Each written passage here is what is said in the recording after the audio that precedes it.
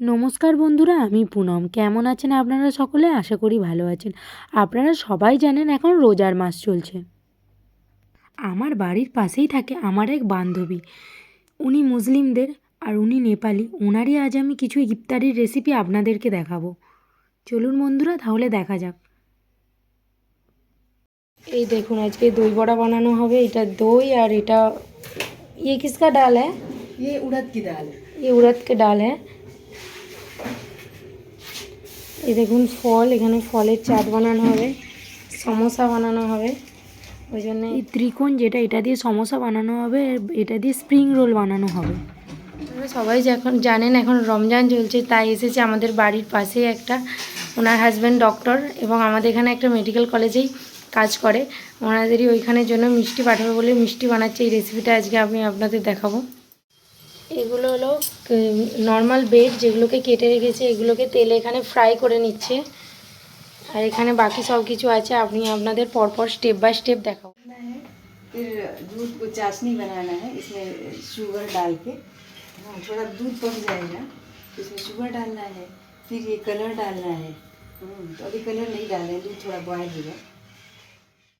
এখানে 1.5 লিটার দুধ ইউজ করা হয়েছে, তাই 1.5 লিটার দুধের জন্য 2 প্যাকেট কালার ইউজ করা হলো।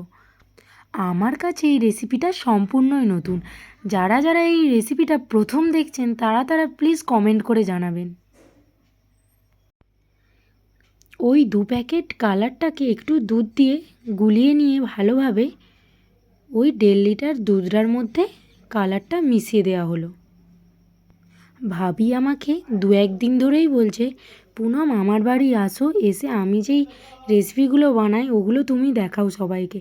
আমি বললাম ঠিক আছে, আমি আজকে গিয়ে রেসিপিগুলো সবাইকে দেখাবো। তারপর এখানে 1 বাটি চিনি দেওয়া হলো। চিনিটাকে ভালো করে দুধের সাথে মিশিয়ে নিয়ে কিছুক্ষণ এইভাবেই ছেড়ে দিল। মানুষের রক্তের সম্পর্ক ছাড়াও যেই সম্পর্কটা হয় সেটা হলো বন্ধুত্বের। বন্ধু বন্ধুর জন্য কী না করতে পারে। যেমন ইনি আমার না কোনো আত্মীয়, না আমার রক্তের সম্পর্কের কেউ, কিন্তু আমাকে এতটাই ভালোবাসে যেন নিজের বাড়িরই কেউ। আমাকে বলে আসো আমার বাড়ি, আমি ইউনিক ইউনিক রেসিপি দেবো, তোমার চ্যানেলে তুমি দিও। সব ব্রেডগুলোকে এবারে এই দুধের চাশনির মধ্যে একবার করে ডিপ করে একটা ট্রের মধ্যে তুলে রাখছে। আজ অনেক কিছুই বানাচ্ছি ইফতারিতে, কিন্তু আমি সব ভিডিও শ্যুট করতে পারিনি, কারণ আজ বিকেলে যাব একবার বাজারে, তাই সব ভিডিওগুলো আমি শ্যুট করতে পারিনি। 2-1টা করেছি, আমি পরপর আপনাদের দেখিয়ে দেব। এই দেখুন সব তুলে রেখেছে একটা ট্রেতে। এরপরে এইভাবেই দুধটাকে ছেড়ে দিয়েছে কিছুক্ষণ গাঢ় হওয়ার জন্য। দুধটা অনেকটাই মরে মরে গাঢ় হয়ে গেছে। এবারে এই ব্রেডগুলোর ওপরে এই দুধটা সমস্তটা ঢেলে দেবে। এবারে কিছু ড্রাই ফ্রুট দিয়ে ওপরে ডেকোরেশন করে দেবে।